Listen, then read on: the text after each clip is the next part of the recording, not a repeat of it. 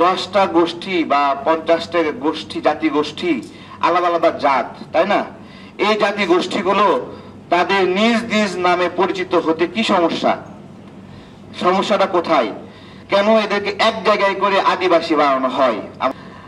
আমাদের এখানে কে আদিবাসী কে অআদিবাসী এরকম প্রশ্ন আসছে না? অআদিবাসী মানে কেউ আদিবাসী হলে তো কেউ অআদিবাসী হবে, তাই না?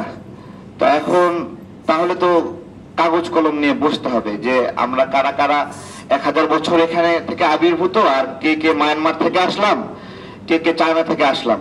একটা যোগ বিয়োগ করতে হবে না? আমরা সেই যোগ বিয়োগের দিকে কেন যাচ্ছি? আমার আমার এই জাতিগত যে ভাগ বা গোষ্ঠীগত ভাগ, এটা সারা দেশে কিন্তু বিভিন্ন জায়গায় আছে। আমাদের এখানে হয়তোবা পরামানিক চৌধুরী হিসেবে, খান হিসেবে আছে, আপনাদের ওখানে চাকমা, মারমা, সাঁওতাল এইভাবে আছে, তাই না? তো সবাইকে বাংলাদেশি হলে সমস্যা কোথায়? এটা হলো আমার জিজ্ঞাসা।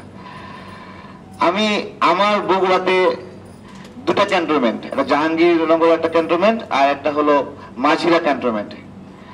আমার জন্য এই ক্যান্টনমেন্ট কোনো সময় অস্বস্তির কারণ হয় না।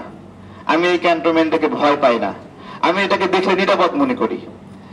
আমার প্রশ্ন যে আপনারা যারা ক্যান্টনমেন্টটাকে ভয় পাচ্ছেন, আপনারা কেন এই ভয়টা পাচ্ছেন? আমরা তো ভয় পাই না।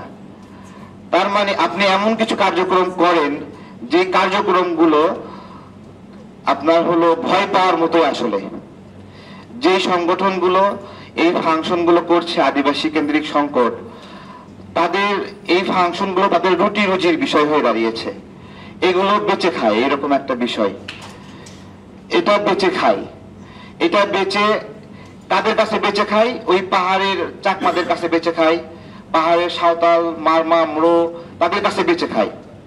এদের কাজ নাই, এরা চাঁদাবাজি করে, এখানে মানুষকে কষ্ট দেয়। আমি বলছি যে 10টা গোষ্ঠী বা 50টা গোষ্ঠী, জাতি গোষ্ঠী, আলাদা আলাদা জাত, তাই না? এই জাতি গোষ্ঠীগুলো তাদের নিজ নিজ নামে পরিচিত হতে কি সমস্যা? সমস্যাটা কোথায়? একজন চাকমা, সে চাকমা হিসেবে দেশে বাসবে, চাকমা বাংলাদেশি নাগরিক, কোনো সমস্যা আছে আমাদের? সমস্যা কোথায়?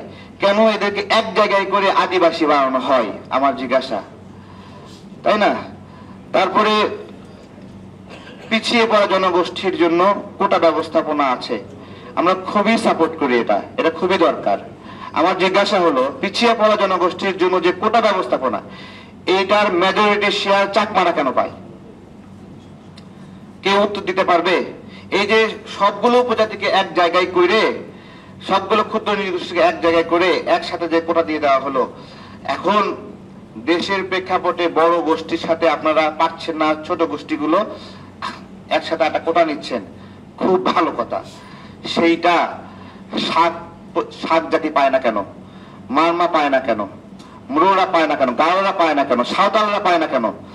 এই সুবিধাটা পাচ্ছে না কেন? আমরা সঠিকভাবে এই সমস্যাগুলো নিরূপণ করি না। আমাদের স্পষ্ট কথা, আমাদের এই সরকারের আগে বিগত যে সরকারগুলো ছিল, সেই সরকারের কোন সরকার এই ক্ষুদ্র নৃগোষ্ঠী, উপজাতি, আদিবাসী এই বিষয়গুলোতে বিতর্ক করার কোনো সাহস এবং হিম্মত কখনো করেনি। কিন্তু বর্তমান সরকার আসে এই বিষয়গুলো নিয়ে নাড়া দিচ্ছে। আমি বলি, এই এনজিও ভিত্তিক চক্রান্ত যদি বন্ধ না করেন, এই পুরা ভূতটাকে আমরা উল্টায় দেবো একবারে। কোথায় কোথায় কোন ভূতের কয় ঠ্যাং কয় হাত, আমরা এগুলো খুঁজে বের করব।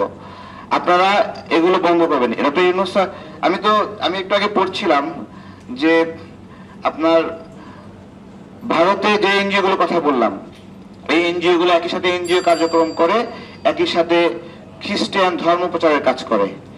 ভারত খুব সুনির্দিষ্টভাবে আইডেন্টিফাই করেছে যে তারা এই জাতিগত ভাগটা ঘটাচ্ছে, এই ভাগটা ঘটাচ্ছে।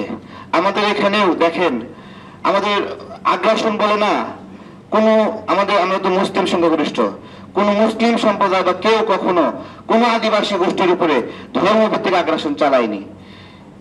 এই যে ময়মনসিংহে আমাদের যে জাতি গোষ্ঠীগুলো আছে, তাদেরকে কোনো মুসলিম আগ্রাসন চালায়নি, অথচ তাদেরকে অনেককে খ্রিস্টান বানানো হয়েছে।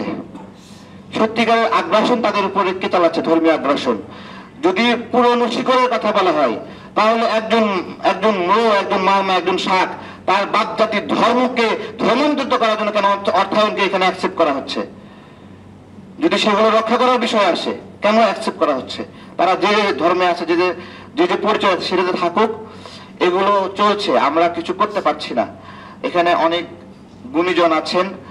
আজকে যে বসা হয়েছে, এটা যেন শেষ না হয়, এখান থেকে শুরু হোক, নিয়মিত আলোচনা হোক। এবং আমরা পাহাড়ি জাতীয় গোষ্ঠীদেরকে বলি যে আমরা বাংলাদেশী হিসেবে খুব ভালো বোধ করি, আপনাদেরকেও এই বাংলাদেশী হিসেবেই ভালো বোধ করতে হবে। আমরা সবাই একসাথে থাকতে চাই, একই অধিকার নিয়ে থাকতে চাই, একভাবে। আপনাদের এখানে যে সমস্যা, ইলেকট্রিসিটি সমস্যা, নেটওয়ার্ক সমস্যা, অনেক প্রবলেম আছে। আমরা সমতলের মানুষগুলো পাহাড়ের সমস্যা কখনো অনুধাবন করতে পারবো না। ওখানে একটা বই ধরলে সেই বইয়ের উপরে টুপ করে চাল দিয়ে ফুটা হয়ে পানি পড়ে, এটা আমরা জানি। এই কষ্ট হয় ওখানে লেখাপড়া, ওখানে আলাদা কেয়ারিং প্রয়োজন। সেই কেয়ারিংটা রাষ্ট্রকে করতে হবে, কিন্তু সেটা জাতিগত বিভেদের মধ্য দিয়ে সেই কেয়ারিং এর প্রয়োজন নাই। আলাদাভাবে ইচ্ছা করলেই এই কেয়ারিংটা করা যায়। ধন্যবাদ সবাইকে।